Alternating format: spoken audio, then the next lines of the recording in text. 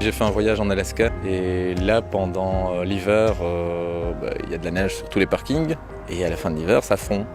Et dans le tas de neige on retrouve des mégots, des plastiques, des emballages, toutes sortes de choses. Et ça finit par se retrouver dans les ruisseaux derrière. Et je me rappelle qu'on est allé nettoyer un de ces petits ruisseaux avec le club Rotary local. Et je m'étais dit, dans un État 50 fois grand comme la Belgique, avec à peine 500 000 habitants, même là on retrouve des déchets en pleine nature, c'est un peu malheureux. J'ai organisé des événements ici à Ciney, dans le champ ici à côté, à la Maison des Jeunes. Et au bout de quelques années, j'en avais un peu marre de ramasser les gobelets jetables qui faisaient un tapis sur le sol de la salle, dans les parkings, dans les parterres du Château Saint-Roch. Et donc on a cherché des solutions avec les amis avec qui on organisait les concerts.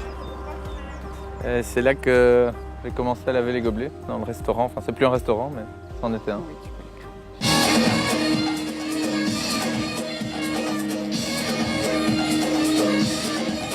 On a commencé au Festival Esperanza en 2010. On s'était donné 3 ans pour valider l'expérience grandeur nature, parce que Esperanza c'est quand même un festival important. Et au bout de la première année, on avait déjà compris que ça avait réellement un impact environnemental très intéressant. Et le premier, c'est justement de dire aux gens, ceci n'est pas un déchet, ceci est un objet, vous l'avez payé.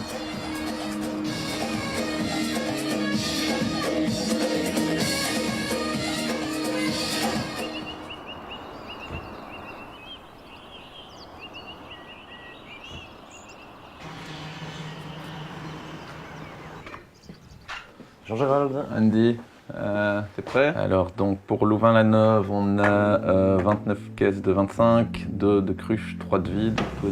D'accord. La première laverie c'était à la ferme, enfin c'était plus une ferme, mais mes parents avaient un restaurant à côté et on lavait les gobelets dans un petit lave-vaisselle à capot. Et maintenant, voilà, on a intégré un hall relais du BEP depuis 2014. Ça fait tout, non? Où on a un côté laverie, côté stock, qui nous permet de stocker plusieurs centaines de milliers de gobelets. On a choisi la machine la plus économique en énergie, en consommation d'eau, consommation de savon. Et pareil pour le reste, les gobelets, c'est les plus solides du marché. On a toujours cette vision de l'environnement, de la durabilité, et dans le temps, et écologiquement.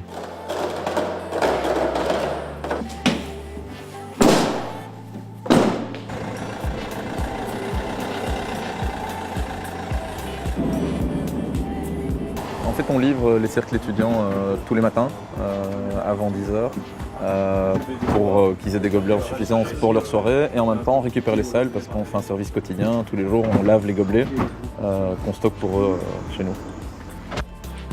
C'est donc ceci. Il y a une caisse ici, c'est bon. Il y en a une qui en manque un. On va compléter avec celle incomplète alors. Celle du dessous, elle est complète? Oui. C'est important parce que ça nous permet d'avoir une activité plus longue sur l'année que de dépendre de festivals d'été. Donc c'était assez intéressant de pouvoir travailler avec les étudiants. Et puis c'était nouveau pour eux, c'était nouveau pour nous. Donc maintenant on a une activité hebdomadaire dans ce genre de milieu et c'est très bien.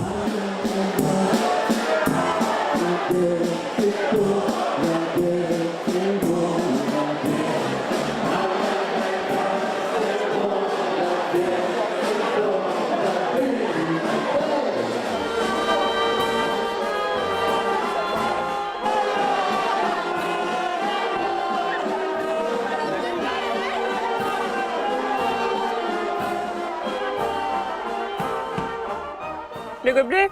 Donc on s'est mariés l'année passée, donc ça représente vraiment notre faire-part de mariage. Sans Sally, il n'y aurait pas de Requep, clairement pas. Niveau soutien économique, soutien moral, stress, puis il faut me supporter aussi. Oui, j'y ai cru avec lui et pour lui, c'était important. Il y a eu des moments un peu plus difficiles où on s'est dit que ça n'allait jamais prendre et puis finalement, si, complètement. Et donc maintenant, moi je suis surtout très fière de se dire que d'un rêve, on passe à une entreprise qui fait travailler et lui et d'autres gens, qui a un vrai projet, un projet social, un projet écologique. Et quel bel exemple.